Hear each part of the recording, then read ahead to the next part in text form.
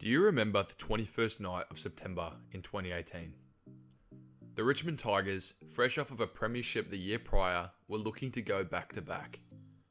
They would come up against the Collingwood Magpies, a team that had surged from 13th in 2017 to 3rd in 2018. Heading into the Friday night clash, Richmond entered as clear favourites, having won their previous 22 games at the MCG and their past 4 against the Pies. The Tigers had finished the home and away season as minor premiers with 18 wins, and after dismantling Hawthorn in the qualifying final, they looked set to continue their red-hot form and book their spot in the big dance. To outsiders, it seemed obvious. Beating Richmond would be a monumental ask for Collingwood. Magpie fans were ecstatic just to have made it this far, but deep down, most knew that this game was stacked heavily against them. But little did they know, there was a tall American man who was about to have something to say about it. But before we get to that game, we have to go back to the beginning of this man's journey.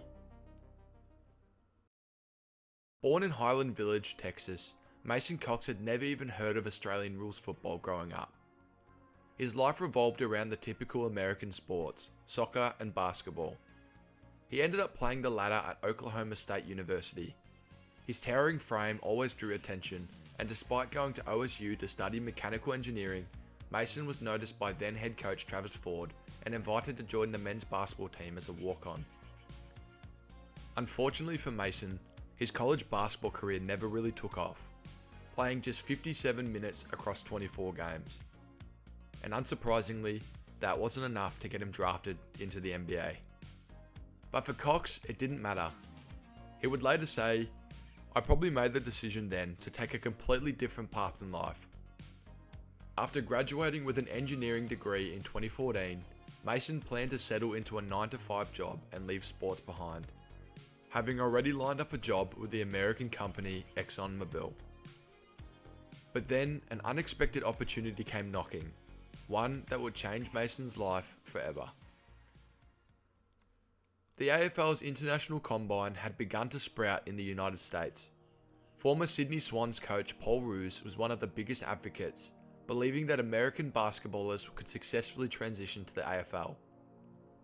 Roos reached out to Jonathan Givony, founder of DraftExpress.com and a key figure in basketball scouting.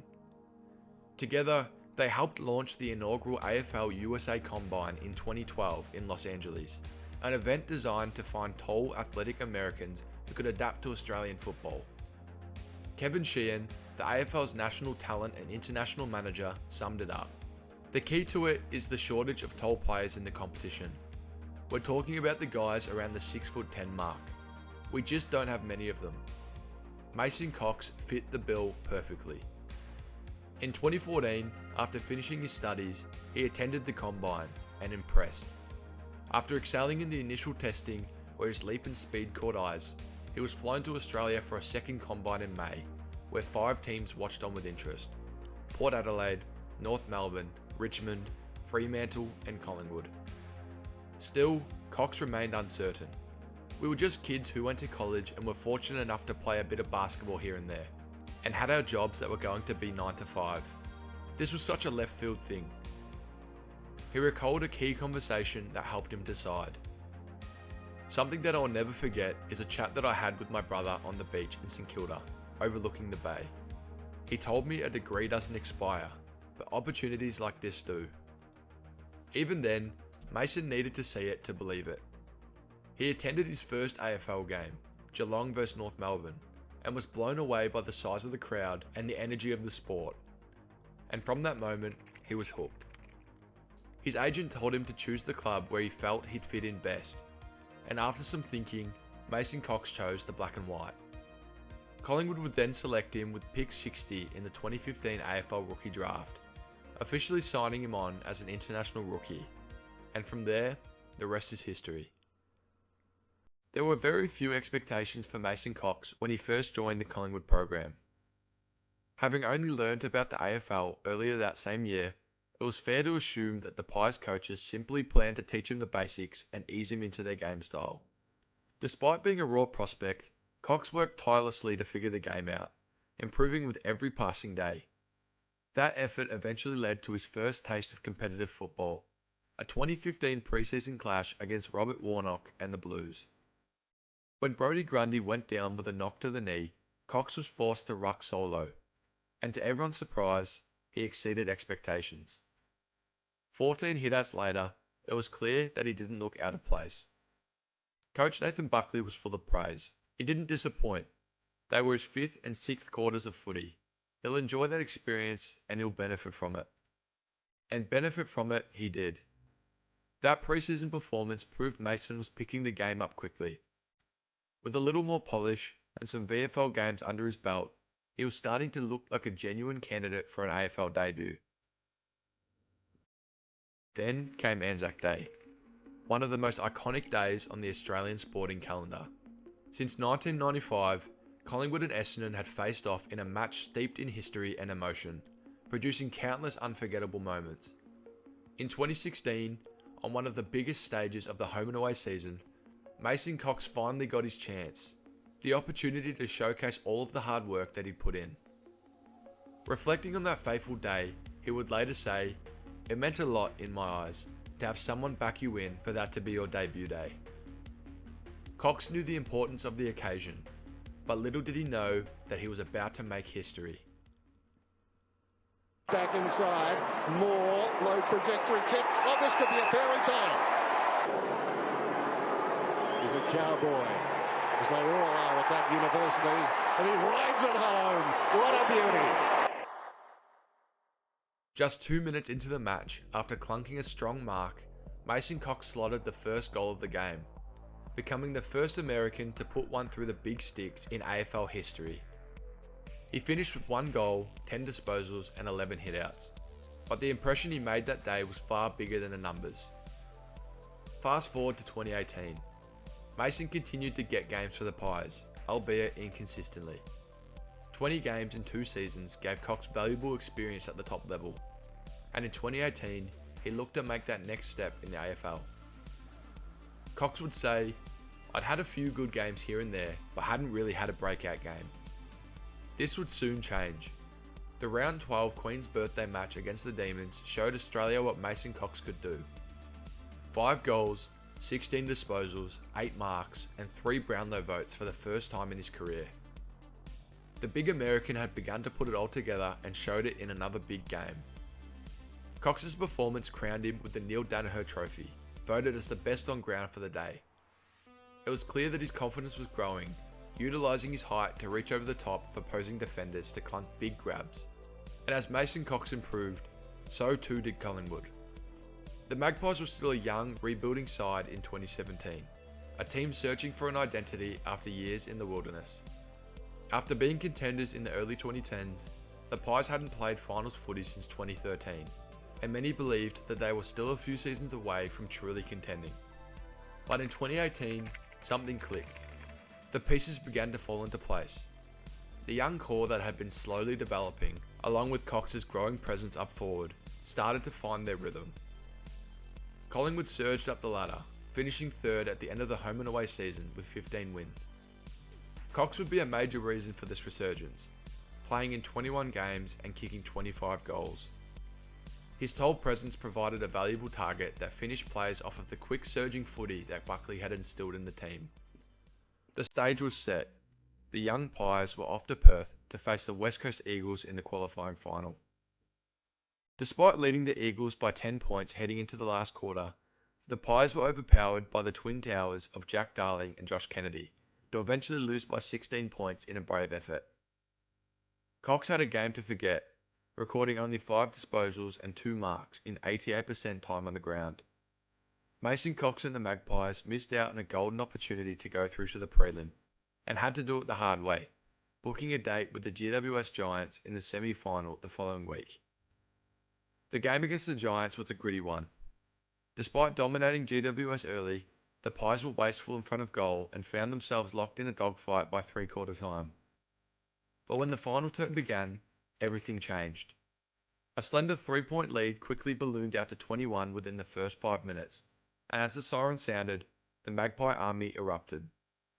Collingwood had triumphed by 10 points, setting up a preliminary final to remember.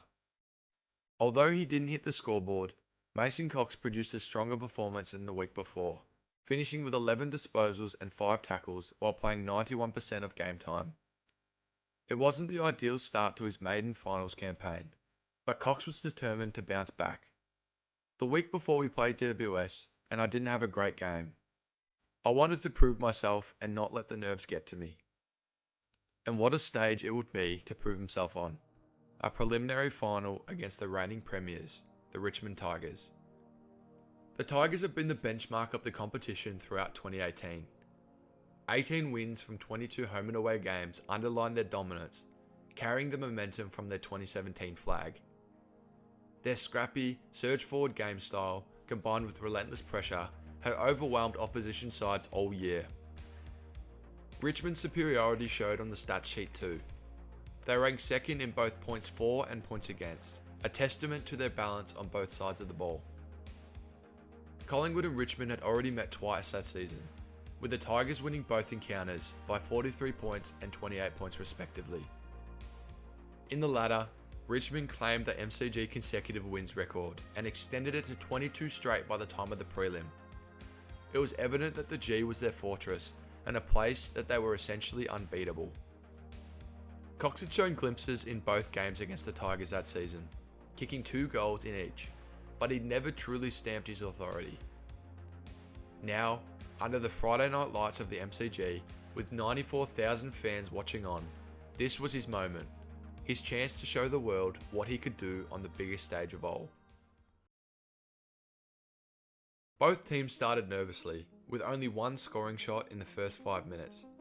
Richmond managed 3 behinds before Jordan De Goey finally broke through, marking strongly and slotting Collingwood's first goal.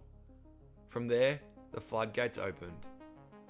Further majors to Varco, Crisp, Myercheck and De Goey sent the Magpies surging to an electric start. With a 20-11 advantage in inside 50s, Collingwood created endless opportunities, piling on 5 goals to 1 to close the quarter with a 23-point lead. Spectators knew, though, that the Tigers couldn't be counted out. Damien Hardwick's men had built their reputation on relentless pressure and belief. As they huddled at quarter time, there was little doubt that they'd come again. If Collingwood wanted to halt the inevitable fight back, they'd need something special, a spark of brilliance. And oh boy, did they get one. Off the ground, straight into the waiting arms of Talor. Cox is the biggest man there. They're just running all over the top of them, Collingwood. So Adams, Cox again. Oh, it's getting better. Oh, he's getting bigger and better. Sets it up. Cox again. I cannot believe it. You've got to go back to Billy Graham at the MCG for an American to dominate this. The man from Highland Village, Texas, produced the best purple patch of his career. A player who, just 4 years earlier, had never even heard of Australian football, suddenly took over the MCG. 3 consecutive goals, each born from spectacular pack marks and nerveless set shots. The MCG roared as Magpie fans chanted, "USA! USA! USA!" A surreal moment for the American Pie. It was one of the team's best games since I've been here, Cox recalled. It seemed like nothing could go wrong. You just felt in the zone the whole game. To have that happen in a prelim was pretty phenomenal. Cox's 10 minutes of brilliance all but ended Richmond's hopes. His third goal gave Collingwood a 42-point lead, a mountain too high even for the reigning premiers. From that point on, it became about survival for the Tigers. Dustin Martin, still nursing a corked leg, tried to spark something. Jack Rewalt fought hard, pressing high up the ground. But every surge forward was met by a wall of black and white. The Tigers clawed back to within 21 points early in the last quarter, but Jaden Stevenson's goal, Collingwood's third in a row, sealed it. The siren sounded soon after. The Magpies had done it. They had toppled the reigning premiers by 39 points and booked a spot in the grand final. Mason Cox was named among Collingwood's best. Despite superb performances from Sidebottom and Grundy, it was the American who stole the spotlight. 15 disposals, 11 marks, many contested. It was a display that became instantly iconic. I know it's going to be a highlight of my career. Definitely a moment that I'll never forget, and a lot of people won't forget either. For a brief moment, Mason Cox wasn't just a Collingwood player. He was the embodiment of the underdog story, the man who came from halfway across the world to humble the reigning premiers under the Friday night lights of the MCG. Although the Pies fell short the following week, blowing an early lead to lose by 5 points to the Eagles, Cox's heroics in the prelim had already etched their place in football history. Had Richmond won that night, they might well have claimed the 2018 premiership, and knowing they'd go on to win in 2019 and 2020, there exists a reality where Tigers are 4-time consecutive premiers. A feat ironically last achieved by Collingwood from 1927 to 1930. As crazy as it sounds, Mason Cox's incredible purple patch in the 2018 preliminary final may have stopped what could have been the greatest run of dominance in modern AFL history. His career from that point on had its ups and downs, but also triumph. A 2023 premiership, 139 games, and a legacy that inspired a new wave of American recruits to take on the AFL dream. But no game, no moment, will ever come close to the night that the American Pies stunned the football world and conquered Richmond under the lights of the MCG.